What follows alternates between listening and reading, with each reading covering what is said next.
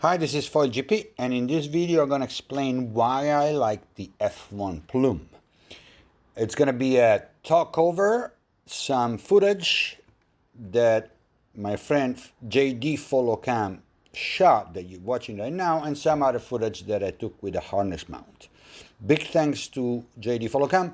I'll put a link to his YouTube channel in the description. He was a great inspiration in the whole process for me, because not only looking at him, but in general, kite foiling for me has always been very appealing, but I just never wanted to deal with the long lines. That's why I didn't learn how to kite surf. The long lines I always hated. And now with the F-One Plume, I feel like I can kite foil, or a mini version of it, without the long lines. That's bottom line, that's why I like it. But of course, I'm gonna get into more details.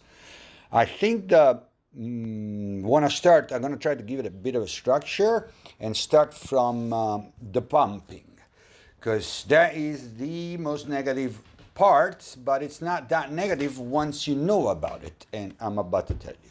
So if we measure 0 to 10, I'm making an abstraction, of course, the pumping, I would put a pumping of a wing, especially if it's a Strike V1, at 10 in the scale.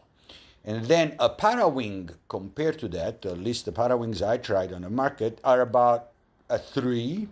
A plume is 0. You pump the bar of a plume, nothing happens. So it's not really designed to generate any power when you pump. This might seem again like a negative thing, but once you know it, all you have to do is to choose a bigger size, or the size that's big enough for the conditions you'll have to learn. I like to choose 1 to 1.5 meters more than the wing I would use in the same conditions. And again, it's not that much of a big deal. I'll tell you soon why. And then you need the right gear.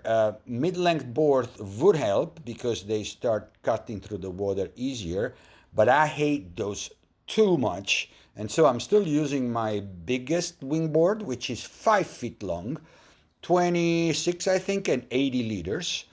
And I just wait for the right gust, and once I get it, if I have the right size plume, pump the board a little bit. I do have a front foot strap, which helps a lot, and the board is very light, which helps a lot too, and I get up on foil, no problem.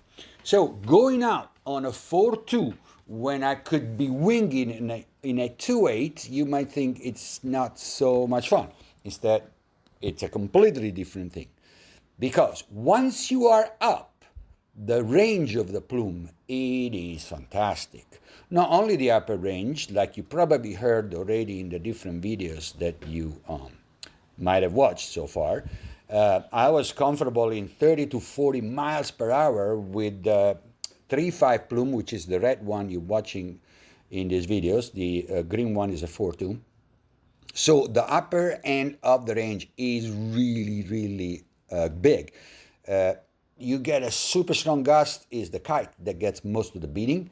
It doesn't transfer all that beating to the bar, so your body is you just look at the kite being absolutely worked by a 40 miles per hour gust, but you don't care because you are not worked by the gust. So it's really good. The low end, once up on a foil, is also fantastic. The thing weighs 1 kilo, half or even less than a regular wing. That means it stays up in the air flying in very light wind. I remember one time going towards the beach, like right now I'm doing there. It was glassy water, probably 3 to 5 knots still blowing. And because the kite was, you can see like 2-3 meters away from me, I can pump with my body, I can pump the board with my body way more freely than if I was hanging on a wing. That kind of applies to parawing too, I think. Maybe not, because the solid leading edge or inflatable leading edge of a plume keeps the plume stable while flying much better than a flimsy parawing that when the wind gets too light, it just collapses all over the place. Now we're gonna see a few starts. Again, you might see me pumping still, but that's because my brain just does it. I can't really avoid it, but it doesn't do anything. What you gotta pump is the board. More than anything, you gotta wait for the right moment with the ocean surface. So I'm waiting for a little downhill part of a bump, and then I start bouncing my board on the water. It feels like you've been towed by a slow boat that doesn't really have the power to get you up, so you got to do everything you can to help it. Look, there was a little downhill on the bump right there, and then I think I got up on that one. Now I'm going to talk about downwinding with a plume and compare it to parawing and the other ways in which I do downwinding, which I'm going to describe first. So this is going to be a bit of a long chapter, and you guys watch the footage in the meantime. The two ways I do downwinders are foil drive assisted subfoiling with the paddle, a 4-6 board, foil drive plus with a battery between my feet, and I can use a small battery depending on the conditions. That is the most advanced way I can downwind, in my opinion, because I can use as small of a foil as I feel like. And the same applies to the winging downwinders. I can go as small as I want, even smaller actually. But then I do have the wing in my hands, which I like less than the foil drive version. I only do wing downwinders with the 2.8 strike V1 that I modified so that I can comfortably pistol grip with the front handle and keep it up. I have videos on this modification and technique that I will link in the description. This makes my wing downwinders also a hell lot of fun and still superior, in my opinion, to plume downwinders that you're watching or parawing downwinders that you're not watching, but you know about it. With a parawing, you can stash the thing completely out of the way. I don't do it because in order to do downwinders with a parawing, I still need a bigger foil, or I need to change the board style. And again, I don't want to change board style. I don't like mid-length. Every inch of length you add to my boards, it's 1 inch less performance, if I can say that. Length stabilizes the pitch. It's a little harder to pump. It's not as reactive. I just like short boards. This is a very personal preference kind of thing, like a little bit of everything I say in this video and in every foil video. So now that we have established that those two ways I have to do downwinders are superior in my opinion, because again, even with the wing, a 2.8 strike V1 modified pistol grip doesn't bother me at all, and I could be downwinding in the same exact condition you're watching with a Skate 650 instead of an Eagle A90. Now that we clarified that, if your main interest is downwinding and if you don't have my gear that I just described for foil drive and wing downwinders, which by definition you don't, because nobody uses those things in the way I use, then parawing, of course, is a better option because board and foil requirements are similar. If anything, the plume, has inferior pumping, so maybe even a little bigger or a little more patience when you gotta get up. Then with the parawing, you can stash it away, and if you are cool with doing a whole run on a relatively slow foil, then parawing is fantastic. All the images you see of parawingers with nothing in their hands, beautifully doing a downwind run, it looks amazing, but what you don't know is that they are on foils. They are bigger than the foils I could use with both the wing and the foil drive. So do I want to do parawing on an Eagle A90? I mean, it's better than nothing, but it's not as fun as doing a wing downwinder or a foil drive downwinder on an Eagle 690. I'm just spoiled because I do an average of 300 downwind runs a year, and I became so advanced, sorry, I know I sound pretentious, that doing downwinders on a bigger, slower foil, it's not too exciting for me anymore, or at least it's not the most exciting. What you're watching right now, is that fun? Of course it is fun, and I would still do it occasionally when I go out with a plume, and it happens that I go upwind enough, because the plume goes upwind just as good as a parawing and as a wing, sorry. And then I feel like, okay, let me do a little bit of a run. It can be fun, but as you can see, you still gotta handle the plume in front of you. If you go in right, you keep it to the left. You go left, you keep it to the right. The redeploy I'm about to do right here is almost seamless. And also pulling it in, which I think is gonna, yeah, that's another clip. Now I'm gonna do a half jibe. I developed this technique. I got my harness lines, pull the leash line, and the wing pretty much comes into your hands.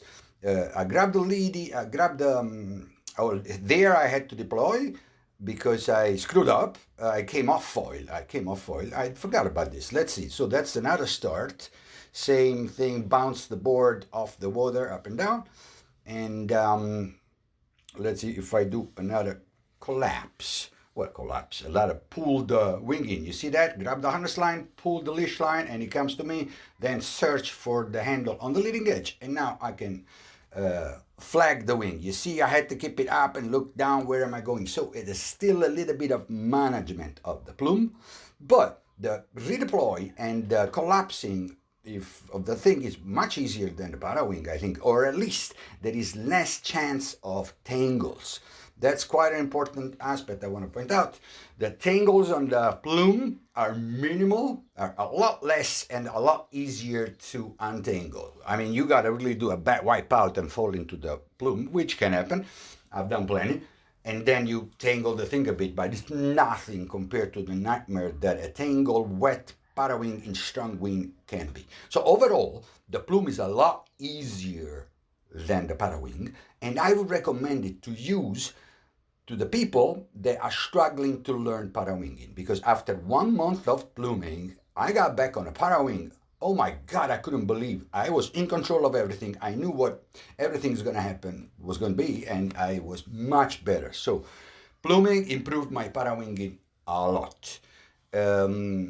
It's an easier version, it's a less complicated version, it's also a much more comfortable on your hands version, because the pull of a plume on the bar is like 1/10 of the pull of a para wing. Para wings are more powerful and they're really, really bad for my trigger fingers. That is the main reason why I don't do para winging for this little up and down, upwind, downwind, para wing, downwinders that I'm showing right now. I prefer the plume because it's more gentle on my hands. Also, it's a lot more relaxed. Maybe not so much in the para wing. In the next section, we're gonna see a little bit of free riding. It's a very relaxed, very quiet, very zen kind of feeling. And I like that a lot. So you can see I'm riding some downwind bumps. And again, don't get me wrong, this is fun. Okay, now we're gonna talk about free riding. I love free riding on the plume.